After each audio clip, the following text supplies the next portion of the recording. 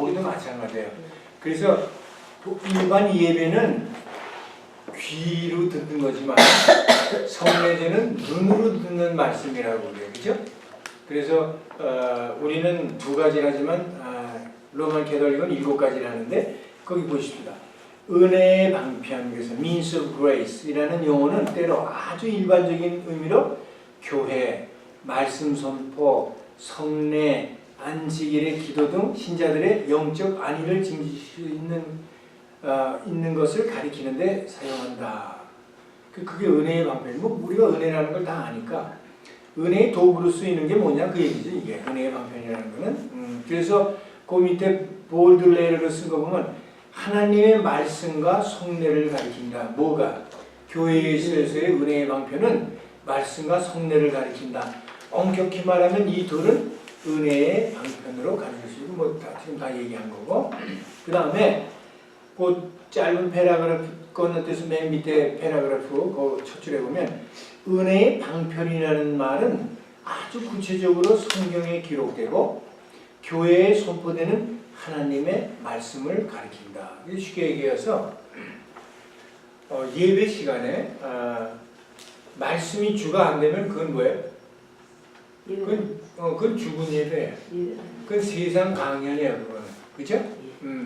그래서 예배에는 뭐 가장 중요한 게 말씀이에요. 그죠? 거기 은혜의 방편이라는 말은 아주 구체적으로 성경에 기록되고 교회에 선포되는 말씀을 가리킨다. 그것은 하나님의 은혜의 말씀이며 따라서 가장 중요한 은혜의 방편이다. 나머지는 뭐 다 읽어보시면 돼요. 그래서 말씀이 교회에서 예배에서 그 방편이다. 그게 제일 중요한 것이다. 274페이지에 가니까 말씀과 성령의 관계.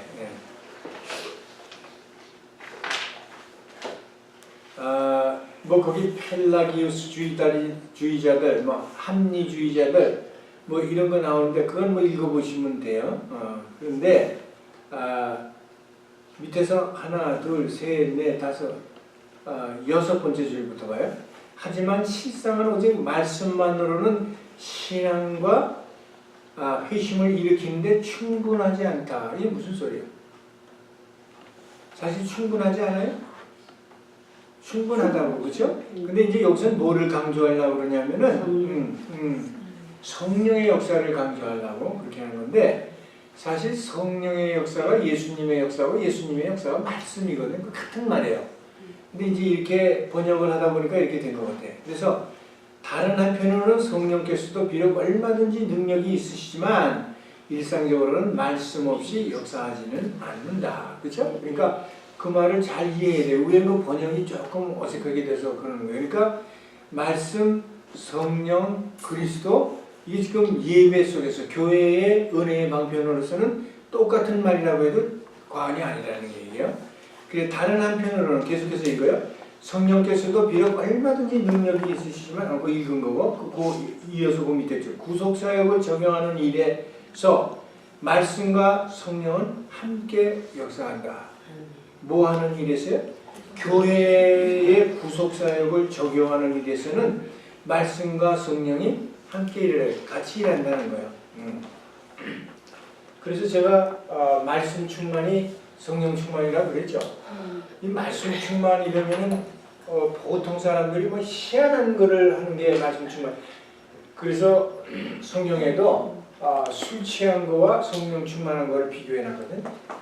그래서 뭐 성령 충만하면 뭐 이상한 방언을 떠떡거리고 막 말을 하고 뭐 이상한 행동을 해가지고 뭐 손만 뻗으면 뭐 사람이 자빠지고 뭐 이상한 예언을 하고 그게 성령 충만을 하는데 그게 아니고 말씀 충만이 성령 충만이에요. 여러분 말씀이 충만해서 성령이 충만하면 여러분 병자한테 손만 얹으면 병자 나요. 그 대신 얹으라고만 하는 게 아니라 말씀을 사용해야 돼요. 그럼 병자가 날 수 있는 거예요. 어디 성경에 물론 병을 고치는 은사를 특별히 받은 사람이 있어요. 그렇지만 누구도 성령의 이름으로 손을 얹어서 병 낫기를 원하면 병이 낫게 돼 있다고요. 그거 특별한 사람만 하는 거라는 그런 편견을 버리시라 이거예요. 그 다음에 말씀 충만, 성령 충만이 성경에 어디 있다고 그랬지 제가?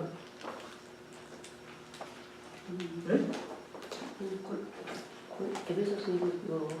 에베소서 5장 어디? 18절. 에베소서하고 골로새서에 있는데 여기 한번 봐요. 성령 충만을 받으라. 네? 5장 18절 맞나요? 18절, 19절에 있거든. 에베소서요? 네. 그게 골로새서 3장 16절에 또 나와.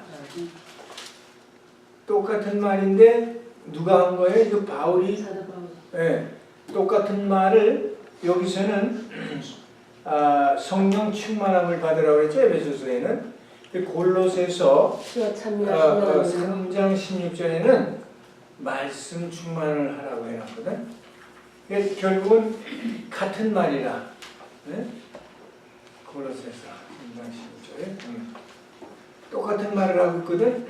그리스도의 말씀이 너희 속에 풍성히 거하여 그랬거든요. 여기 또 모든 지혜로 피차 가르치며 공면하고 시와 찬미와 신령한 노래를 부르며 마음에 감사함으로 하나님을 찬양하고. 그러니까 지금 에베소서와 골로새서의 저자가 바울인데 바울이 똑같은 단어를 같은 내용 속에 똑같은 단어를 썼어요. 하나는 성령 충만, 하나는 말씀 충만이에요. 그러니까 그 말은 성령 충만이 말씀 충만이라는 얘기란 말이에요. 어디다 적어놓으세요. 에베소서 5장 18절 19절 말씀하고 골로새서 3장 16절 말씀이 말씀 충만과 성령 충만이 같은 말이라는 걸 성경에서 백업해주는 그게 말이에요. 자, 그 다음에 C번에 가니까 은혜의 방편인 말씀의 두 부분 했어요. 그래서 자, 제일 중요한 게 율법과 복음의 차이를 얘기하고 있거든요. 여러분, 율법하고 복음의 차이를 알고 계세요? 율법은 죄를 깨닫게 하고 복음은 생명을 오케이. 자, 율법으로서는 우리가 생존할 수가 없다고 그랬어요. 성경이죠? 그런데 율법이 우리에게 필요치 않아요? 필요해요. 같은 성경 말씀이라고. 율법을 통해서 노준 사람이 얘기한 대로 우리가 죄를 알게 해주시고 또 죄로 가는 길이 뭔지를 가르쳐줘서 바울은 농학선생이라고 했거든요. 이게 율법이라는 게. 근데 그 누구도 율법을 100% 수행할 수 없어요. 단지 예수님만 할 수 있으셨어요. 그래서 우리가 할 수 없는 율법을 예수님이 혼자 십자가에서 다 수행하시고 이루셨거든. 다 이뤘다 그래서 이루시고 그 이루신 그 공로를 누구한테 전가했냐면 우리한테 한 거예요. 그래서 우리가 의인이 된 거예요. 그 바울이 의인은 하나도 없다고 그랬잖아요. 세상에 의인은 없나니 하나도 없다고 그랬는데 우리가 의인이 된 거예요. 그러니까 우리가 예수 없이 의인이라고 그러면 이건 사기꾼이야. 근데 우리는 예수님 때문에 의인이 됐어요. 그러니까 주 안에 우리는 의인이라고요. 왜 그래요? 의인이 아니면 천당을 갈 수 없기 때문에 그래요. 네? 불의를 가지고는 천당에 갈 수가 없어요. 그래서 예수님이 우리를 의인 만드셔서 천국 가게 해주신 거거든요. 자, 그래서 율법과 복음의 차이, 이걸 한번 보시자고. 그러려면 거기 두 번째 줄부터 볼게요. 율법과 복음을 상반되게 간주하는 사람들은 율법을 행위의 언약의 조건으로 생각하며 대개 율법이 지니는 다른 측면들을 인식하지 못한다. 그런데 만약 율법을 단순히 행위의 언약, 파기된 언약의 조건으로만 간주한다면 그것은 자연히 은혜의 방편이 될 수 없다. 율법을 은혜의 방편으로 생각한다는 것은 그것을 하나님의 성품과 의지를 필수적으로 표현하는 것으로 생각하는 것이고 보다 구체적으로 그것을 은혜 언약에 종속된 것으로 생각하는 것이다. 뭐가? 율법이. 자, 그래서 신약에 와서 바울은 어떻게 율법을 표현했냐면 율법의 완성은 사랑이다 그랬어요. 사랑이다. 어? 성경의 주제가 뭐예요? 사랑이거든요. 그런데 율법의 완성이 사랑이라는 거야. 그러니까 율법은 사랑이라는 주제를 나타내기 위해서 꼭 필요한 거예요, 율법이. 근데 이 율법을 우리는 불완전한 인간이기 때문에 누구도 수행할 수가 없어요. 그래서 주님이 대신 수행했다는 거예요. 자, 계속해서 보세요, 거기. 따라서 율법은 하나님의 약속들과 긴밀히 연결돼. 그거 굉장히 중요한 말이에요. 지금 보셔야 돼. 율법은 하나님의 약속들과 긴밀히 연결되어 있고 심지어 그 약속들에 스며들어 있다. 자, 얘기를 쉽게 바꿉니다. 율법은 다른 말로 하면 그게 약속이에요. 왜 약속이 돼요? 이렇게 해라. 그러므로 너희는 천국 백성이 된다. 라고 하는 약속이라고. 그러나 거기에 이제 뒷면에는 율법을 누구도 완전히 수행할 수 없고 그렇기 때문에 우리가 율법 가지고 구원을 받을 수 없어요. 그러나 율법을 통해서 우리가 복음을 알게 되고 복음을 통해서 구원받는다는 거야. 그거를 율법 안에서 복음을 말할 수 있다라고 표현한 거예요. 무슨 소리인지 이해가세요? 오케이. 그래서 그 다음 장으로 넘어가면 275페이지 맨 우줄 끝에서부터 보면 복음의 경륜 안에서 사는 사람들이 모든 점에서 율법으로부터 자유롭다는 뜻도 아니다. 뭐라고요? 복음의 경륜 안에 사는 사람들이 모든 점에서 율법으로부터 자유롭다는 뜻은 복음 안에 있다고 우리가 율법에서 완전히 자유할 수 없는 게 우리 자범죄도 짓잖아요. 그렇죠? 율법은 복음을 믿을 것을 요구하고 몽학 선생이요. 복음은 삶에서 율법을 성취하는데 목표를 둔다. 뭐요? 아까 그랬죠. 율법의 완성이 사랑이라고. 그래 복음은 삶에서 율법을 성취하는데 목표를 두고 있는 거예요. 그러니까 복음은 율법을 완성시키는 거예요. 그렇죠? 그래서 율법으로는 여러분이 구원을 못 받지만 복음으로서는 변화를 줄 수 있고 구원을 받을 수 있는 거예요. 복음이 뭐예요? 그래서? 이 복음이 예수님의 예수님. 아주 쉽게 얘기하면 그게 말씀 아니에요. 응? 오케이. 자, 그 다음에 두 번째 율법의 기능. 율법은 주로 죄를 억제한다고 그랬어요. 응? 이거면 죄야 이놈아. 그러니까 안 돼. 여기다가 철조망 쳐놓고 야 이리 들어가면 다이너마이트 지뢰가 있어서 밟고 죽어. 율법이 그렇게 철조망 쳐놓은 거거든. 그러니까 율법은 죄를 억제하는 역할을 하고 의를 건정함으로써 그 죄니까 그거 하면 안 돼. 그 율법 자체로서는 우리를 변화시킬 능력은 없어요. 그렇죠? 그러나 복음하고 직결되어 있기 때문에 더 넓은 의미로 얘기하면 복음에도 변화 능력이 있는 거예요. 그렇죠? 무슨 얘기하는지 지금 이해는 가세요? 율법 자체는 우리를 구원 못 시켜요. 그렇죠? 그걸 아무도 수행할 수 없으니까. 그러나 율법이 몽학 선생이 돼가지고 복음으로 인도하기 때문에 우리를 구원하는 데 있어서는 율법이 꼭 필요한 거다. 이게 아주 쉬운 말로 하면 율법은 하나님 말씀이 아니라 다 성경에 있는 건데 하나님 말씀이지. 그러니까 율법을 전혀 처음에 아까 읽지 않았지만 율법을 헬라기우스주의자나 합리주의자는 그 율법을 아예 완전히 따로 떼어놓고 생각을 하는데 그러면 안 된다는 거예요. 그렇죠? 그래서 은혜 그 세 번째 율법 기능 2번 율법 기능에 의해서 세 번째 보면 은혜의 방편이란 특별 은총의 방편이기 때문에 그렇다. 왜 특별 은총이라고 그랬죠? 은혜의 방편이란 율법의 기능 때문에 그런 거예요. 율법의 기능 때문에. 그 자체로는 내가 몇 번 얘기해요. 구원을 못 이루지만 그 율법의 기능이 복음에 인도하고 죄를 억제하거든요. 죄를 억제할 수 있는 것이 복음이거든. 그것도 그렇죠? 그래서 복음의 능력이 나타나게 하는 밑거름이 되는 게 율법이기 때문에 그래.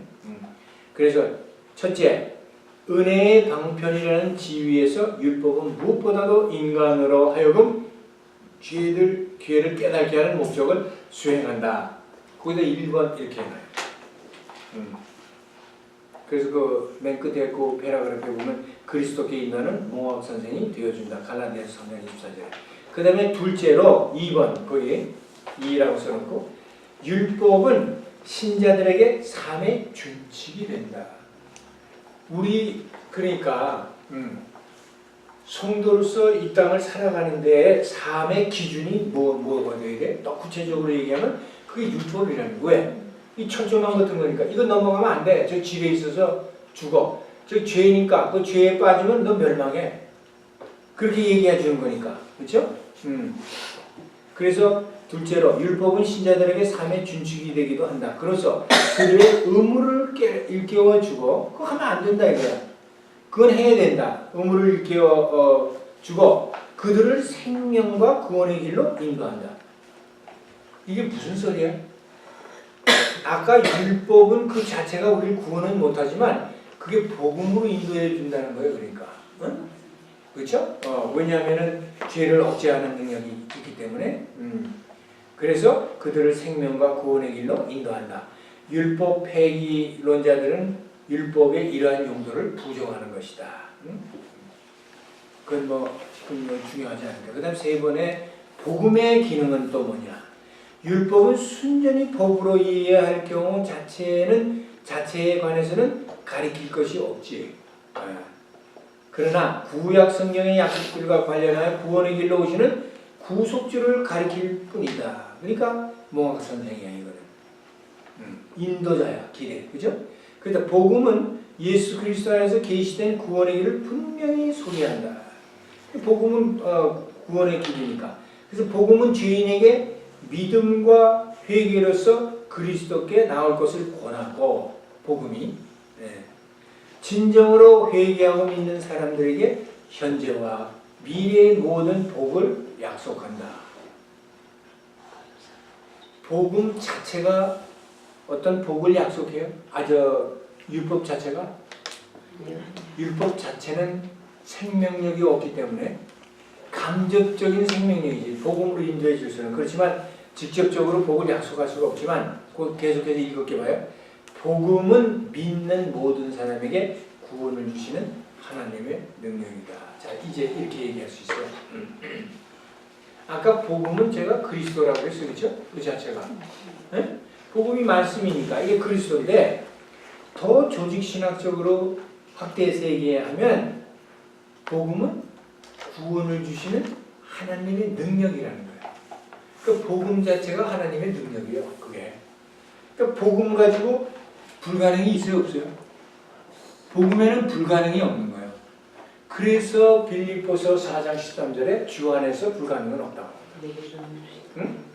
응? 그래서 이제 앞으로는 복음은 구원을 주시는 하나님의 능력으로 우리가 알면 돼. 그러니까 이런 기가 막힌 도구를 사용 안 하면 그건 멍청이 아니에요? 네. 어디에나 사용하시란 말이에요. 그 복음을. 네? 요번에 이제 같은 계통에서 일하는 그 감리교 여사 목사님이 방문하셔서 어저께 미주 복음 방송을 같이 인터뷰를 했는데 그 어저께 뭐 6시 20분에 뭐 방송했는다고 난 저 가서 인터뷰만 했지 듣지도 않았어요. 한국 방송 보지 않으니까 크리스천 방송 잘 안 들으니까. 근데 이제 그분하고 그 얘기를 하는 중에 이제 그 복음에 대한 얘기하다가 귀신 얘기했어요. 그 여자분이 감리교 목사님인데 여자 목사님인데 나이가 지금 한 60인가 61세인가 그래요. 그런데 그분이 은사가 귀신 쫓아내는 은사를 받아가지고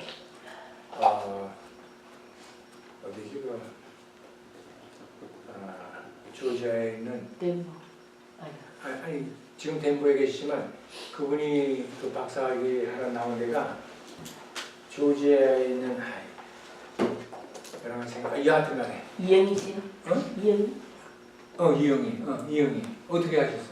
책 때문에? 신문 칼럼 나와요 요새.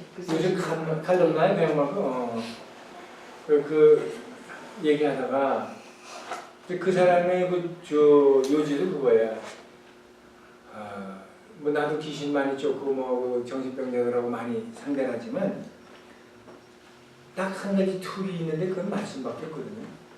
귀신을 내쫓는 데는 돈도 필요 없고 명예도 필요 없고 힘도 필요 없고 아무 소용 없어 거기는. 말씀이야 말씀. 예수 그리스도의 힘 외에는 방법이 없는데 그 얘기를 하더라고. 그 인터뷰하면서 그러면서 어디서 그 얘기를 했냐면 내가 먼저 이제 방송을 인터뷰하는데 거기서 자기도 힌트를 얻어서 한다고 그러면서 그분이 요새 책을 또 쓰는데 책을 무지 많이 썼거든. 간증집이니 뭐 이런 걸 무지 많이 내서 그 책 쓰는 은사를 받았어. 그 여자 목사님. 지금까지 34권을 썼어. 앉으면 책을 써. 근데 한 권 쓰기가 힘들지 자꾸 그렇게 쓰면 무지 쉽대. 그리고 한 10,000권씩 박아내면 한 권 책 하는데 1불밖에 안 준다네. 이런 게. 여하튼간에. 그래서 그 책 한 권을 쓰셔서 이름을 그 사람 이름이 이영이 아니야. 가운데 자만 바꾸시오. 이병이요. 난 책 쓰는 거 제일 재미가 없으니까 그랬거든요. 그런데 그분도 이제 귀신 쫓는 은사를 받아가지고 말씀을 가지고 귀신 쫓는 거를 책을 쓰는데 그걸 구체화했더라고. 응? 귀신이 들어가는 루트. 그 중에 하나가 마약 중독이라든지 술 중독이라든지 뭐 앵거라든지 디프레션이라든지 뭐 이런 걸 쭉 나눠가지고 그래서 내 죄, 남의 죄, 환경을 쫓아온 죄 뭐 이래가지고 뭐 해서 도표를 그려서 파워포인트를 해가지고 그분이 여기 온 게 한인 감리교 총회에 오셨대. 그래서 바라다 줬는데 저기 LAX 공항 옆에 힐튼 호텔에서 하시더라고. 근데 다행히 미주총회 갔더니 미주총회 그 새로 된 사장님이 이영선 목사님이라고 미랄 선교하던 분이거든. 그분이 또 어이구 그 한인 총회장이 된 지 얼마 안 됐대. 그 사람 좀 소개해서 방송에 나오게 나오더라고. 한국 크리스천 방송이니까 각 교단의 한인의 총회장이면은 방송국에서 좀 알려줄 필요가 있잖아요. 그래서 또 이렇게 소개되고 그러고 왔네. 이용순 목사님이 한인회 회장 됐어요? 그러면? 아니 미주 복음 방송에 차장이 되셨어요. 이번에. 그래서 2주 전에 취임식할 때 갔고 어저께는 이제 인터뷰하러 가가지고 만나가지고 물론 인터뷰는 거기 다른 아나운서 권영대 목사라는 사람하고 있지만 그렇게 됐어요. 자 그래서 요것만 하면 끝내야 되겠네요. 시작만 하십시다. 말씀과 성례의 관계는 어떤가? 자, 먼저 시간 없으니까 성례는 귀보다 눈에다 호소하는 말씀이에요. 성례에 말씀이 없으면 성례가 아니라고 그랬죠? 성찬식을 하든 세례를 하든 말씀이 빠지면 그건 가짜야. 그죠? 그래서 성례는 귀보다는 눈에다 호소하는 말씀이다. 네? 그렇게 하고 그 두 번째 패러그래프 보니까 말씀과 성례는 둘 다 하나님을 주된 행위자로 삼고 주제가 하나님이 돼야 돼. 내가 나타나면 안 된다. 이게 사람이 나타난다. 그리스도를 중심 내용으로 삼는다는 점과 신앙으로 받는 것이라는 점에서 일치한다. 말씀과 성례는 다 신앙인에게 필요한 거다 이거예요. 동시에 몇 가지 중요한 점에서는 서로 다르다. 요거 이제 다 1, 2, 3을 잘 줄을 거놓으세요. 말씀은 절대 필요한 반면에 성례는 그렇지 않다. 성례 안 받았다고 지옥 가는 건 아니다 이거예요. 그렇죠? 근데 말씀을 통해서는 우리가 천당 가야 되니까 말씀이 없으면 안 되지. 이번에 보니까 말씀은 신앙을 낳고 강화하는 의도를 지닌 반면에 성례는 신앙을 강화할 뿐이다. 강화하는 역할밖에 못해. 신앙을 낳지는 못해. 뭐가요? 성례가. 말씀은 신앙을 낳지만. 세 번째, 말씀은 온 세상으로 퍼져나가는 반면에 성례는 믿는 사람에게만 해당되는 거예요. 그게 달라.